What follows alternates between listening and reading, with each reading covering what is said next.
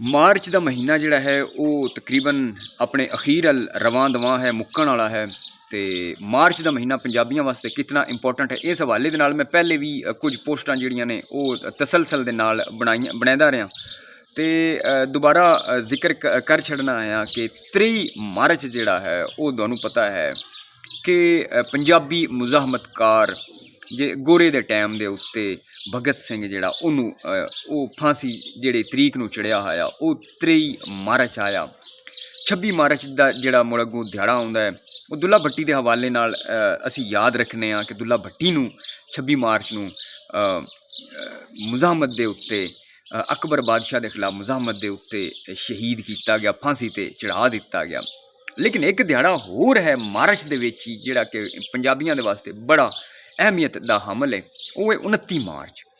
तुहानूं सारिਆਂ नूं पता है कि गोरा जिहड़ा है उस पंजाब दे उत्ते सौखा कब्जा नहीं किया, लड़ के जंगां लड़ के, और वो भी रणजीत सिंह की वफात तो बाद कब्जा किया। रणजीत सिंह की जिंदगी में कब्जा भी नहीं कर सकिया, और जैसे कब्जा किया क्योंकि पंजाब दा क्योंकि एक तरक्की याफ्ता सूबा है और एजुकेशन रेशो जिहड़ी है वो सब तो ज़्यादा इन्हां दी अखीं दे विच चुभदी आई गोरे दे विच। तो पंजाब दे विच एजुकेशन रेशो जिहड़ी है वो 80% तो भी वध आई। हर बंदा इत्थे ज़्यादातर लोग पढ़े लिखे है, खत लिखना तो पढ़ना तो वो तो हर बंदे दे उत्ते ते हर बीबी दे उत्ते फर्ज आ। और मैथमैटिक्स के हवाले नाल बीबियां नूं खासी ट्रेनिंग दी जाती है ताकि क्योंकि घर दे विच जो भी हिसाब किताब मामलात ने वो ताकि उन्होंने पता हो। पंजाबी कैदे का नाँ तुसीं सुनिया उसी का, गोरे जिस वेले कब्जा किया पंजाब के उत्ते ते उस जिहड़ा पंजाबी मुजाहमतकारां कोल या पंजाबियां कोल असला आया वो उन्होंने आख्या कि एक आना मैं तुहानूं देसां दा वो तुसीं साडे कोल जमा कराओ।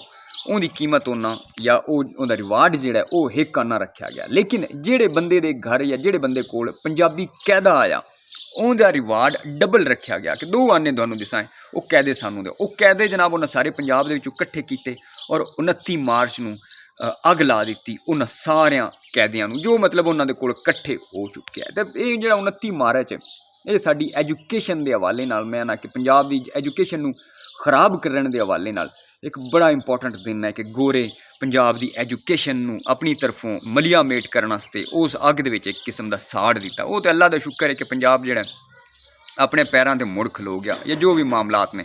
लेकिन 29 मार्च जिहड़ा है वो यौमे स्याह के तौर पर काले दिहाड़ के तौर पर पंजाबी मनाते हैं। और ये मार्च का महीना जिहड़ा है वो तुहाडे नाल पहले भी मैं जिक्र किया कि 23 मार्च हो, 26 मार्च हो, 29 मार्च हो, याद रखो। और ये दिहाड़े याद रखने चाहिए ने। जिंदा कौमां जिहड़ियां हुंदियां ने या ज़मीर वालियां कौमां वही हुंदियां ने जिहड़े अपने चंगे ते माड़े दोवां तरह के जिहड़े दिहाड़े या अपनी तारीख के हिस्से हुंदे ने उन्हां नूं याद रखदे ने।